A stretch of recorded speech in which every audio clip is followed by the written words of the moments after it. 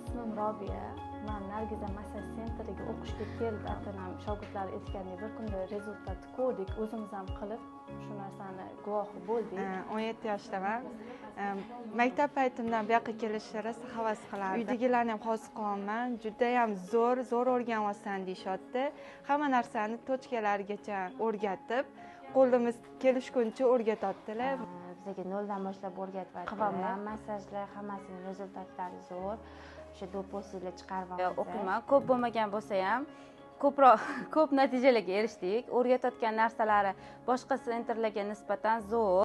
Uydagilar ham rosa xursand, oldin qilishni bilmasding deyishardi. Hozir tochkalarni qilib qilyapsan deyishyapti. Juda ham yoqdi. Bu yerdagi texnikalarni boshqa joyda hech ko'rmaganman. Massaj kursida o'qiyotganimga ko'p bo'lmadi, lekin shu qisqa muddat ichida ko'p narsalarni o'rgandim. Hozirda qo'shnilarimga, uydagilarga massaj qilaman va daromadga chiqdim. Yashmoqchi bo'lganlarga, o'qimoqchi bo'lganlarga tavsiya qilaman. Qachon islamayman bu o'qishda o'qiyotgan. Ularga ham tavsiya qilaman. O'sha Bismillah massaj sentriga kelib o'qishinglarni. Men bu yoqqa kelganimda umuman islamayman, sizlar ham kelishinglarni tavsiya qilaman.